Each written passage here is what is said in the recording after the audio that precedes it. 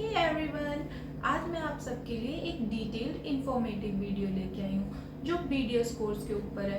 और इस वीडियो के लिए मैंने बहुत मेहनत की है कि मैं आपको कुछ पॉइंट बताना भूल ना जाऊँ या फिर माइंड से स्लिप ना हो जाए, कोई इम्पोर्टेंट पॉइंट आपका रह ना जाए। तो इसलिए मैंने बहुत मेहनत की है। तो करें start. Hey everyone, I am upcoming dentist and now I am first year video student. क्या हुआ? सुन के डिसअपॉइंट हो गए? एक्चुअली ये रियलिटी है, इंडिया की हार्श रियलिटी। इंडिया में बीडीएस को यानी डेंटिस्ट्री को एक कॉम्प्रोमाइज़ माना जाता है, एक मजबूरी जो काफ़ी स्टूडेंट्स एमबीबीएस से रिजेक्ट होकर एक्सेप्ट करते हैं। बट ऐसा कुछ नहीं है। एमबीबीएस में आप एमबीबीएस करने के बाद पोस्ट ग्रेजुएट होते हो, तब स्पेशलिस्ट बनते हो। बट ये ऐसी डिग्री है जो यूजी में ही आपको स्पेशलिस्ट बनाती है। तो चलो स्टार्ट करते हैं बीडीएस की फुल फॉर्म से। तो बीडीएस की फुल फॉर्म होती है, ये तो सबको ही पता है, बैचलर ऑफ डेंटल सर्जरी। सबको पता है, बट मेरे को इसलिए बताना है क्योंकि ये एक इंफॉर्मेटिव वीडियो है। फिर ड्यूरेशन, इसमें टोटल 5 ईयर्स होते हैं, 4 एकेडमिक ईयर्स होते हैं और 1 ईयर की मैंडेटरी इंटर्नशिप होती है। इंटर्नशिप के बाद ही आपको डिग्री मिलती है।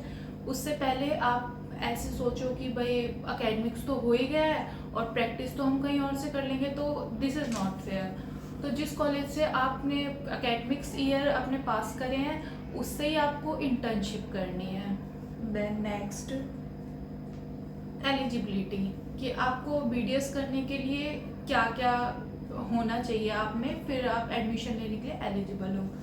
तो first of all you are 17 years के होने चाहिए आप, और 12 यानी 10+2 आपने, sorry I am little nervous,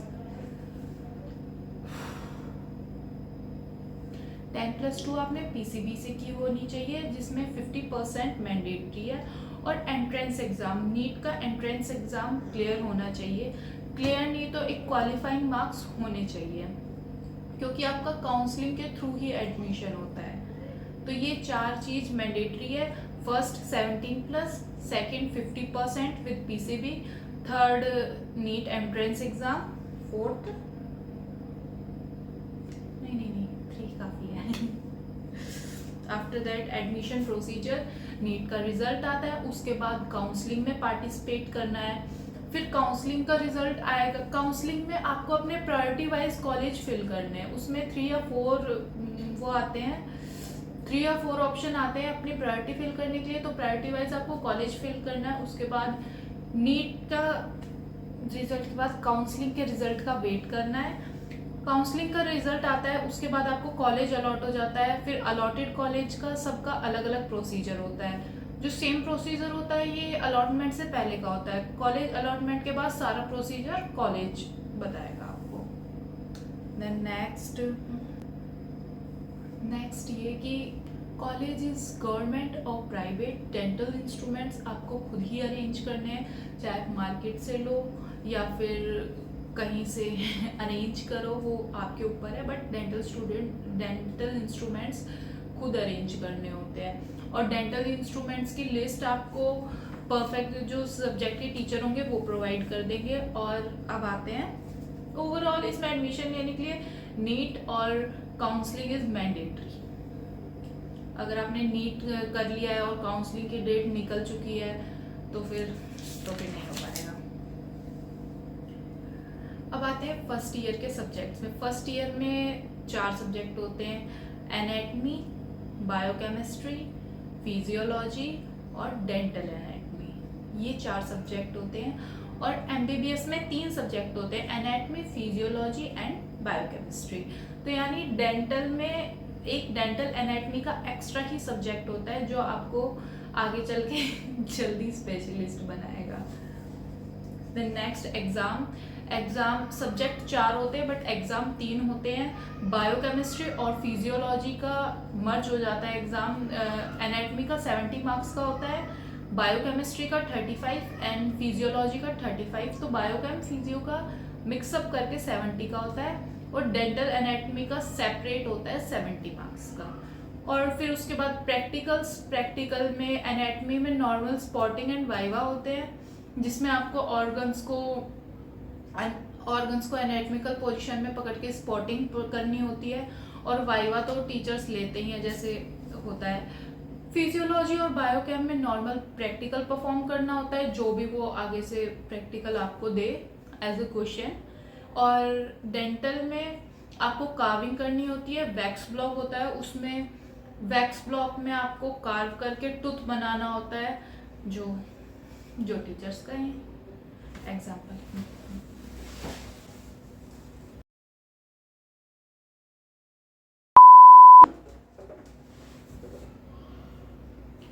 tooth like this, black T shirt नहीं तरह सही से दिखेगा।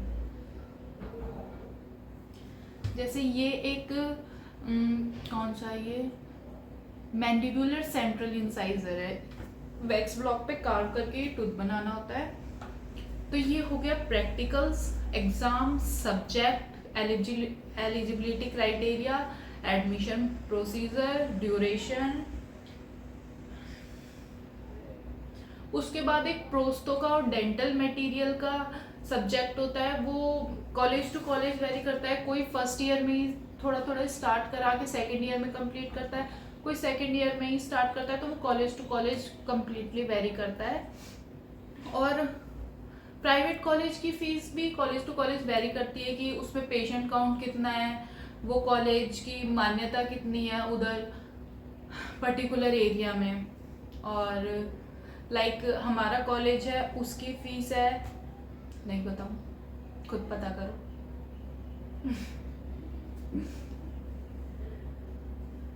उसके बाद हाँ, ये एक इम्पोर्टेंट टॉपिक है कि काफ़ी स्टूडेंट्स का नीट में नहीं होता है। जैसे मैंने स्टार्टिंग में बताया था कि सोचते हैं कि एमबीबीएस से रिजेक्ट होने के बाद डेंटिस्ट्री एक्सेप्ट करते हैं, तो वो स्टूडेंट्स के मन में हमेशा डाउट होता है कि हमने एमबीबीएस नहीं कर पाए, हमको एमबीबीएस ही करना है। तो उनकी ये मेंटेलिटी होती है, डेंटिस्ट्री में एडमिशन लेके नीट की वापस प्रिपरेशन कर लेते हैं, फिर अगले साल नीट में हो जाएगा क्वालिफाई, एमबीबीएस क्वालिफाई हो जाएगा तो एमबीबीएस में एडमिशन ले लेंगे।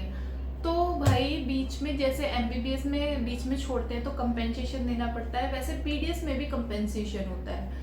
एमबीबीएस में 30 to 40 लाख का कंपेंसेशन होता है, और बीडीएस में कॉलेज टू कॉलेज वेरी करता है कि हमारे कॉलेज में ऐसे है कि फुल कोर्स की फ़ी आपको सबमिट करनी पड़ेगी, चाहे आप मिड में कभी भी छोड़ो, उससे मतलब नहीं है।